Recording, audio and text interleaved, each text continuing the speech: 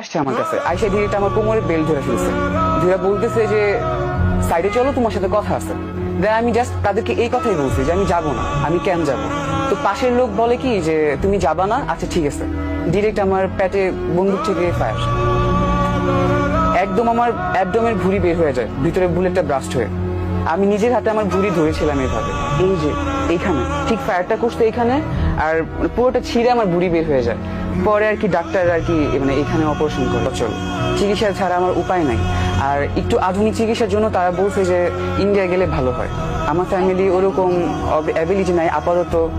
যা ছিল আত্মীয় স্বজনের কাছে হাওলাত করে ঋণ নিয়ে যতটুকু পারছে আমাকে বাঁচাইছে তারা। এখন তাদের শেষ সীমা এতটুকুই ছিল।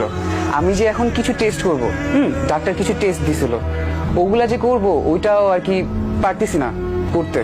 আর সরকার থেকে বলছে যে বাকি চিকিৎসা ইজি করে দিবে, ফ্রি করে দিবে কিনা জানি না, ইজি করে দিবে। ওইটারও কোনো নামগন্ধ পাচ্ছি না। বুঝালে তো আমাদের একটা ছেলে, মানে ওরে নিয়ে ওর আপনার অনেক আশা ভরসা, আমাদের অনেক আশা ভরসা ছিল। কিন্তু আমার এই ছেলেকে নিয়ে এখন আমাদের অনেক চিন্তা, কিভাবে কি করবো না করবো আমাদের ছেলে।